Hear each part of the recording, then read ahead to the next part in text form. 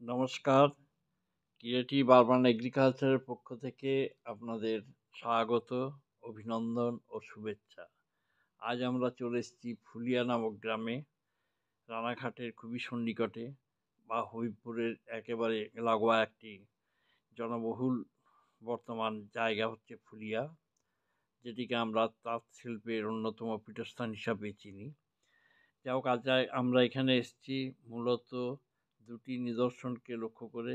একটি হচ্ছে কৃত্তিবাস ওঝা, মহাকবি কৃত্তিবাস ওঝার সমাধি স্থল দর্শন করা, ওঝার সমাধি যেমন হরিদাসের স্মৃতিসৌধ সহ তার যে সাধনা স্থল সেটিকে পরিদর্শন। আসুন এক নজরে দেখা যাক আমাদের হরিদাস ঠাকুরের স্মৃতি বিজড়িত জায়গাটি, এবং এই স্মৃতি বিজড়িত জায়গার মধ্যেই আছে মহাকবি কৃত্তিবাস ওঝার সমাধি মন্দির। আসুন আপনাদের এক নজরে দেখিয়ে। কৃষ্ণ কৃষ্ণ হরে হরে, হরে রাম রাম রাম। এটা কার? করেন নিত্যানন্দ।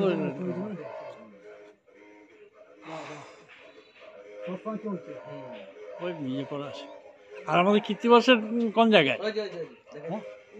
এইটা চলেন।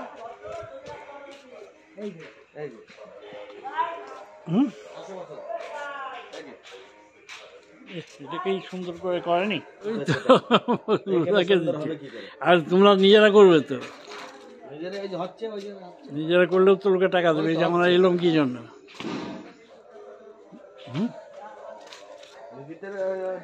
এই কৃত্তিবাসকে নিয়ে বাংলাদেশ থেকে ব্লগ হয়েছে, সেই দেখে আমি এলাম। তো মুসলমান ধরো, শ্রীগুরু চলেন, শ্রীগুরু নিয়ে যাবো। এই মন্দিরটা কিসের গো? এই তো এইটাই তো শ্রীগুরু। হ্যাঁ, আমাদের লেখা নেই কিছু।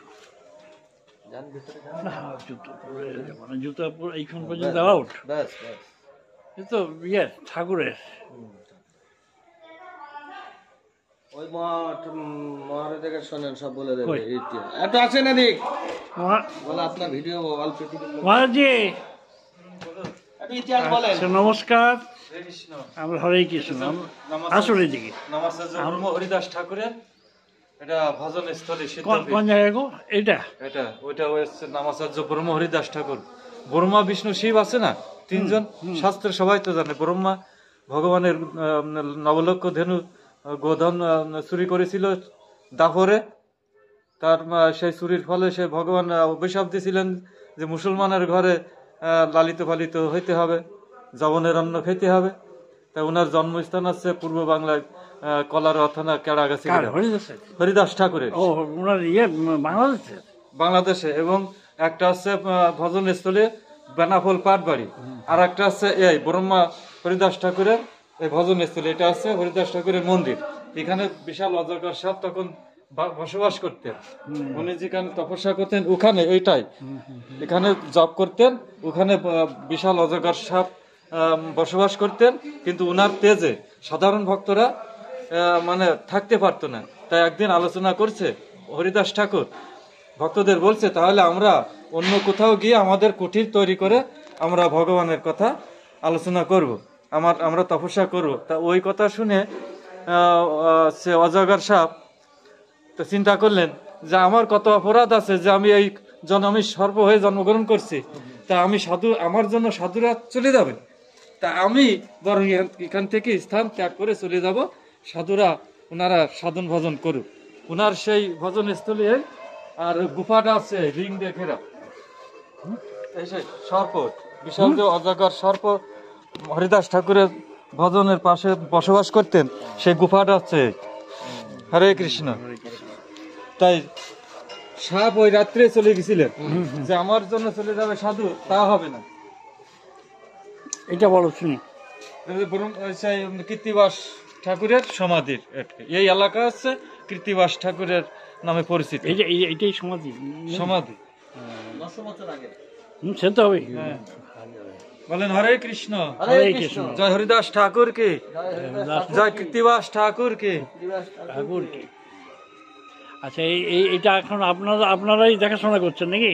হ্যাঁ, শ্রী 108 মুরারি দাস বাবাজি মহারাজের উপর এই দায়িত্ব ছিল। এখন উনার শিষ্য ভক্তবৃন্দ তারাই এখন ওনার দেখাশোনা দেখাশোনা করছে করছে। এবং ভক্তদের অনুদানে এই এই প্রতিষ্ঠান সেবা কার্য চলছে। এখানে কি কি আছে আপনাদের? দেখুন গাছটাকে না তুললে ভেঙে দেবে। ওই যে এখানে মোটামুটি আপনার এটা কি মন্দির হচ্ছে প্রভুজি? কালী মন্দির, হ্যাঁ, কালী মন্দির আছে। মানে বৈষ্ণবরা আবার কালী পুজো করবে? হ্যাঁ, কালী তো হ্যাঁ? বৈষ্ণব, তারা বৈষ্ণবী, বলে দিবে মহাদেব বৈষ্ণবী।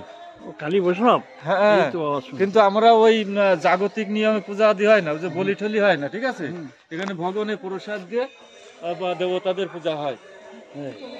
এখানে যে ব্রহ্ম হরিদাস ঠাকুর তপস্যা করতেন তো, তা সেই যোগ মায়া হরিদাস দুর্গা। ঠাকুর এখানে এলেন কি করে গো এত দূরে? দুর্গা, এই যে দুর্গা ছিলেন তো, দুর্গা খুব সুন্দরী নারী সেজে, মেয়ে সেজে এই হরিদাস ঠাকুরকে পরীক্ষা করতে এসেছিলেন যে কেমন সাধু।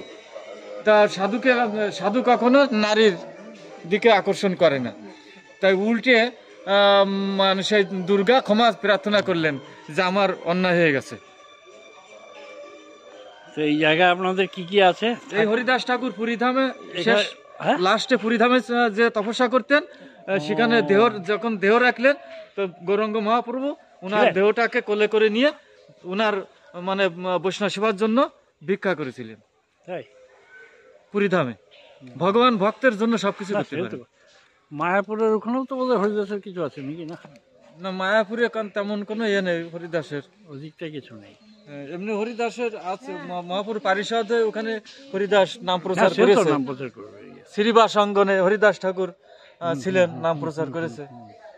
কিন্তু ওনার ভজল আচ্ছা, এইবার আপনি এক ফাঁকে আমাদের বলে দেন, এটা হচ্ছে শ্রী হরিদাস হরিদাস স্মৃতিরক্ষা স্মৃতিরক্ষা সমিতি সমিতি একটা নাম দিয়েছে, নাম সমিতিরা। দিয়েছে। আর ওই মন্দিরের নাম কি এই দিয়েছেন? মন্দিরে কানাই বলাই নামে কানাই পরিচিত। বলাই নামে এই পরিচিত। আচ্ছা, ওই মন্দিরের ভিতরে বলরাম রেবতী আছে, রাধা কৃষ্ণ আছে। ওই আপনার কীর্তিবাসের এই এলাকাটা কীর্তিবাসের এলাকা। কীর্তিবাসের মিউজিয়াম, ওই অফিস টফিস ওই সাইডে আছে, ওই যে বিল্ডিং ভিতরে না বাইরে? ওই যে ওটা বাইরে, বাইরে বাইরে এখন বন্ধ। না, চলাচল নেই, এটাই। তাই? কিন্তু এখানে সব এই ব্রহ্ম হরিদাস ঠাকুরের ওনাকে দেখার জন্য না, দর্শন সে তো করার সব জন্য তাদের আছে। শিষ্যরা আছে। ব্রহ্মা বিষ্ণু শিব, ব্রহ্মা সৃষ্টিকর্তা, সেই ব্রহ্মায় আছে এই হরিদাস ঠাকুর। হরিদাস ঠাকুর। উনি যখন মুসলমান ঘরে ছিলেন তো ওনার নাম ছিল হারেস, পালিত পিতার নাম রেখেছিলেন হারেস। উনি কৃষ্ণ নাম ছাড়া ওনার বদন শেষে না, কৃষ্ণ নামই সবই জানি। জপ করতেন, তা ওনার নাম রেখেছে হরিদাস। হরিদাস শ্রী চৈতন্যই হরে রেখেছিলেন। কৃষ্ণ। হরে কৃষ্ণ। বাবা, এই মন্দিরটা তো সুন্দর আপনার হ্যাঁ। হয়েছে। এটা অনেক কতদিন হলো? অনেক আগের, তাও? অনেক পুরনো তাই? মন্দির, পুরনো কানাই মন্দির? বলায় অনেক পুরনো, শুনেছি যেটা। এই মন্দিরটাও তো এটা- বড় হচ্ছে আপনার। এটা নতুন করে হচ্ছে কালী ওখানে মন্দির। পঞ্চতত্ত্ব যে মন্দির। সাধু এখানে প্রথম উদ্বোধন করে, তা মা কালীকে স্মরণ করে শুরু এটা করেছে। কি হয়েছে গো? এখানে মা কালী আছে, সে পুরনো শিব পুজো হচ্ছে। পঞ্চতত্ত্ব মন্দির আগে ছিল, হুম। হ্যাঁ, প্রাথমিক পর্যায়ে। তারপরে এই ভালো বড় মন্দির করে এখানে সব এখন সেবা পুজো হয়। এখানে মোটামুটি এখানে অনুষ্ঠানের বড় অনুষ্ঠান কখন হয়? আর এই সামনে এই পৌষ সংক্রান্তিতে আছে বড় অনুষ্ঠান। কি হয় সেখানে? এখানে মেলা মেলা কদিন চলে? ওই একদিনই শেষ। বেশ। আর আর হচ্ছে ওই হরিদাস ঠাকুরের নির্জন, ওটা হচ্ছে রাধাষ্টমী পরে যে অনন্ত চতুর্দশী, ওই তিথি ধরে প্রতি বছর ওনার নির্জন অনুষ্ঠান হয়। তখনও বড় করে হয় নাকি? বড়, তারপরে জন্মাষ্টমী, রথযাত্রা, এসবগুলো হয়। ও, রথযাত্রাও এখানে হয়? হ্যাঁ, ওই যে রথ, ওই যে রথ ও, রথও আছে।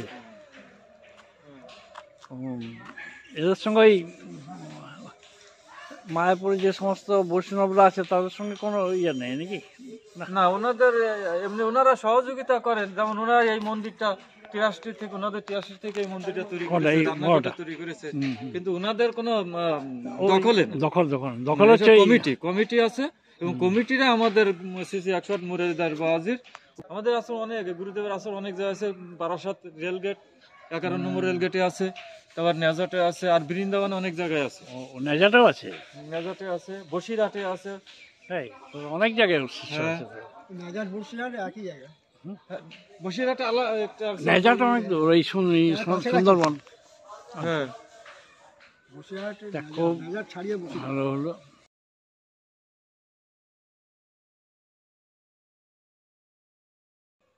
এই জায়গাটার নাম কি গো? কৃত্তিবাসী নাম জায়গায়, তাই তো?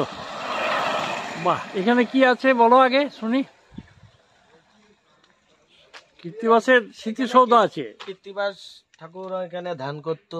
আচ্ছা আচ্ছা, এখানে উনি রামায়ণ রামায়ণ বাংলায় রচনা লিখেছে করেছেন। কোথায়? এই জায়গাতেই হ্যাঁ, ভিতরে ভিতরে প্রথম, বাংলায় রামায়ণ রচনা হ্যাঁ প্রথম বাংলার বই ওইটা হরিদাসের স্মৃতি গো। হ্যাঁ, আরে বাবা, এই যে আমরা আজকে বাংলার রূপ দেখছি, এরা না থাকলে তো হতো না। ওদিকে চণ্ডীদাস কবিতা লিখেছে, তোমরা তো পড়োনি বাংলা সাহিত্য ইতিহাস।